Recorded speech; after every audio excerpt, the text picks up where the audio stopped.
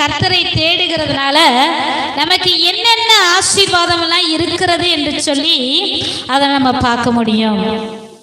நீதிமொழிகள் 8ஆம் அதிகாரத்தை திருப்பி வைத்துக் கொள்வோம். அதுல பாருங்க,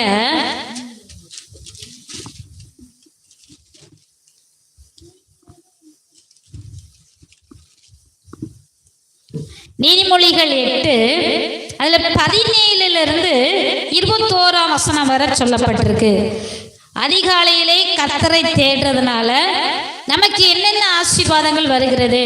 17 பாருங்க, என்னை சிநேகிக்கிறவர்களை நான் சிநேகிக்கிறேன், அதிகாலையில் என்னை தேடுகிறவர்கள் என்னை கண்டடைவார்கள். ஐஸ்வர்யமும் கனமும் நிலையான பொருளும் நீதியும் என்னிடத்தில் உண்டு.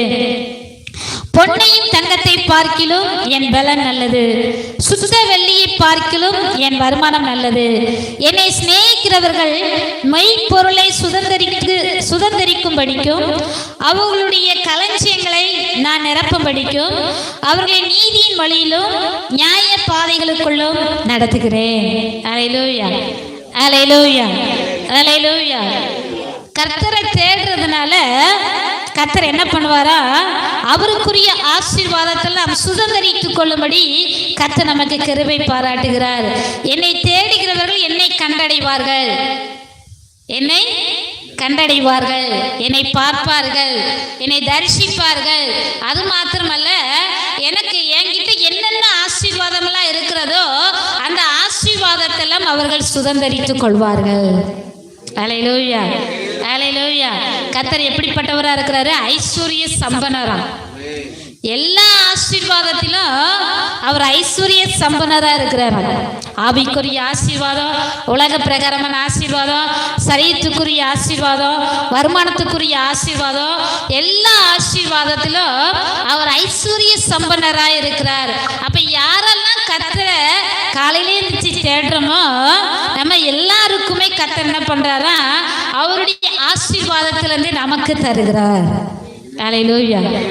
யாருக்கெல்லாம் ஆசீர்வாதம் வேணும்? அல்லேலூயா. வேணுமா? கை நல்ல, எனக்கு ஆசீர்வாதம் வேணும். அல்லேலூயா, அல்லேலூயா.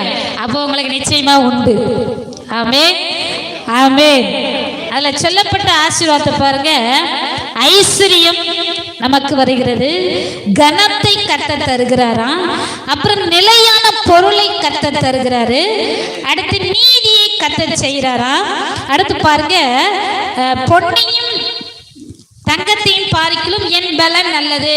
கர்த்தர் நமக்கு என்ன பண்ணுவாரா, நல்ல ஒவ்வொரு நாளும் புது பலனை தந்து நம்மை பலப்படுவார். அடுத்து சுத்த வெள்ளியை பார்க்கிலும் என் வருமானம் நல்லது. நம்முடைய கையின் பிரயாசத்தை கர்த்தர் என்ன செய்வாரா, ஆசீர்வதிப்பாரு. அடுத்து பாருங்க, என்னை சிநேகிக்கிறவர்கள் மெய்ப்பொருளை சுதந்திரிக்கும்படிக்கும் அவர்களுடைய களஞ்சியங்களை நான் நிரப்பபடிக்கும் அவர்களை நீதியின் வழியிலும் நியாய பாதைகளுக்குள்ளும் நடத்துகிறேன். அப்போ அடுத்து என்ன நடக்குது, கர்த்தர் நமக்கு களஞ்சியத்தை நிரப்புகிற ஆசீர்வாதம் உண்டாகிறது. அல்லேலூயா, அல்லேலூயா, அல்லேலூயா.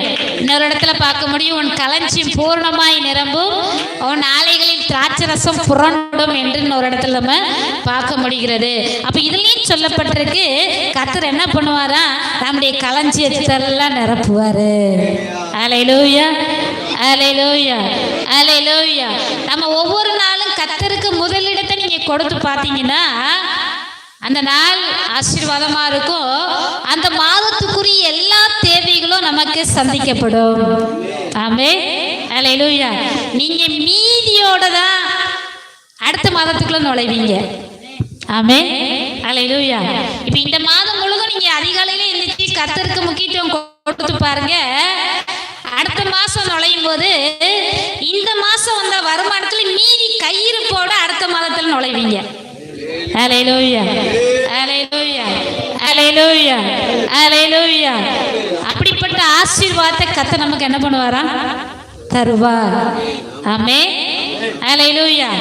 அப்ப இந்த நீதி ஆசீர்வாதத்தெல்லாம் நாம் பெற்றுக்கொள்ள வேண்டும் என்று சொன்னால் நாம் காலையில் எந்திரிச்ச உடனே கர்த்தருக்கு நேரத்தை ஒதுக்க வேண்டும். கர்த்தரோட பேச வேண்டும். ஆமென். கர்த்தரோட பேசணும், உரையாடணும்.